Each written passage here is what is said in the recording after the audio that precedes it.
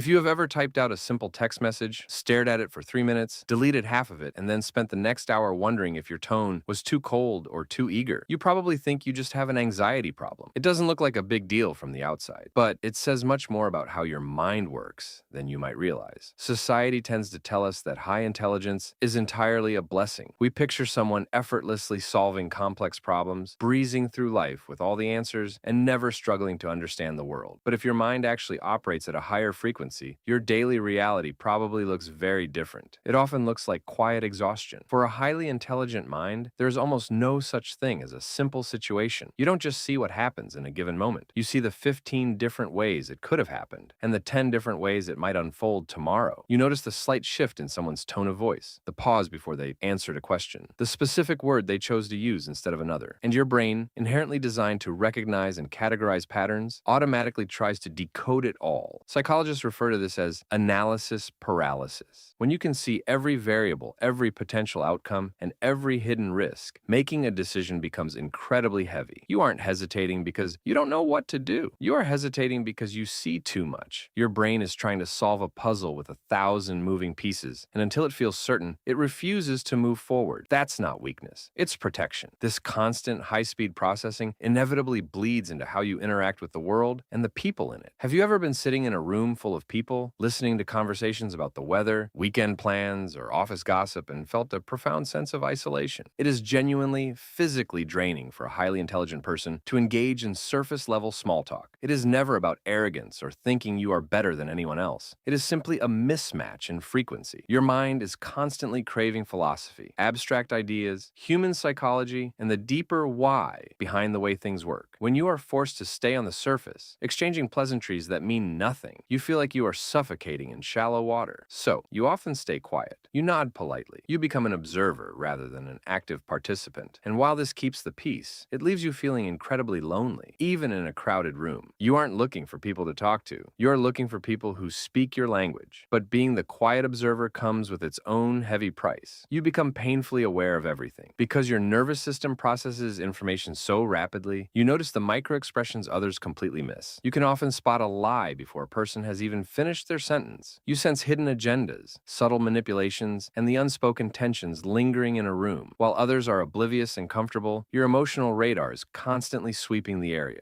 This heightened awareness is a brilliant tool, but it is deeply exhausting. You cannot simply turn it off. You end up navigating not just your own reality, but the hidden emotional undercurrents of everyone around you. You walk into a room and instantly know who is angry, who is pretending to be happy, and who is secretly uncomfortable. Carrying that much invisible data is a massive cognitive load. And because you are capable of seeing so much, there is an invisible weight placed upon your shoulders. The pressure. From a very young age, if you showed signs of high intelligence, you were likely praised primarily for your output, your grades, your achievements, your ability to figure things out. Your identity slowly became tied to being the smart one, the capable one, the one who never needs help. As an adult, this translates into a relentless internal pressure to never make a mistake. You feel like you have to perform perfectly just to maintain your baseline worth in the eyes of others. And ironically, the smarter you are, the more you realize exactly how much you do not know. This is the breeding ground for what psychologists call imposter syndrome. You achieve something great, you receive praise, but your brain immediately attributes it to luck, timing, or a mistake that people will soon discover. You live with the quiet fear that eventually everyone will figure out you aren't as smart as they think you are. And here's where it gets interesting. The hardest part of this psychological profile isn't the overthinking, the social isolation, or the pressure. It's what happens when things get quiet. Most people assume that highly intelligent individuals are naturally disciplined, highly productive machines. But in reality, you might struggle deeply with procrastination and chronic boredom. You might find yourself staring blankly at a spreadsheet or completely zoning out during a repetitive meeting, entirely unable to force yourself to do the work. People might label you as lazy or unmotivated. You might even label yourself that way. But it's not laziness. An intelligent mind is like a high-performance engine. If you force it to drive at 10 miles an hour in a school zone for too long, it will simply stall. Intelligent minds crave complex stimulation. When a task doesn't challenge you, when a conversation is repetitive, or when a routine is entirely predictable, your brain literally refuses to engage with it. You aren't avoiding the work because it is too hard. You're avoiding it because the lack of complexity is physically agonizing. organizing. Your brain is essentially going into sleep mode to conserve energy for a problem that actually requires its full capacity. When you finally do find something that engages you, another mechanism entirely takes over: maladaptive perfectionism. You don't just want to do it well, you want to do it flawlessly. You set impossibly high standards for yourself, standards you would never dream of applying to a friend or a colleague. You will rewrite a single email 5 times, or scrap an entire creative project because it didn't align perfectly with the pristine vision in your head. This behavior is rarely about ambition. It's a subtle, sophisticated defense mechanism. If the work is perfect, it cannot be criticized. If you are flawless, you are safe from the judgment and rejection you quietly fear. But the result of this impossible standard is chronic burnout, frustration, and a lingering feeling that no matter how hard you work, you're never quite good enough. This pursuit of safety through perfection is accompanied by a mind that simply refuses to accept things at face value. You naturally question everything. Authority, traditions, societal norms, and even your own deeply held beliefs are constantly subjected to interrogation. When someone tells you that's just the way it is, your brain instantly rebels. You have to dismantle arguments to see their core structure. You have to know why. This is the exact trait that drives innovation, art, and brilliant problem solving. It is what pushes humanity forward. But socially, it can be incredibly alienating. It separates you from the comfort of simple answers that the rest of the world seems so content to live by. You cannot find comfort in illusions, which means you are forced to sit with the uncomfortable truths of reality. Because of this, there's a common myth that highly intelligent people are cold, detached, and purely logical. But the reality is often the exact opposite. The high cognitive intelligence is frequently paired with profound emotional depth. You don't just understand someone's pain intellectually, you absorb it emotionally. Because your mind can so easily shift perspectives and see a situation from multiple angles, you deeply comprehend the struggles of those around you. Psychologists call this emotional contagion. You become a sponge for the energy in a room. You carry the emotional weight of your friends, your family, and sometimes even strangers, long after they have walked away. You find yourself exhausted not from what you did today, but from all the feelings you processed on behalf of other people. You're carrying a psychological load that isn't yours. It is a heavy way to walk through the world, constantly analyzing, constantly observing, constantly feeling the weight of the unspoken. But this isn't a curse. It is simply a highly advanced operating system that requires an entirely different kind of maintenance. When you understand that your overthinking is just a misdirected desire for safety, that your boredom is a biological need for depth, and that your isolation is a search for true resonance, the way you view yourself begins to shift. High intelligence is a rare, complex gift, but it requires fierce boundaries. It requires giving yourself permission to rest, and it requires accepting that you don't have to have everything figured out just because you are capable of figuring it out. The things you do in private,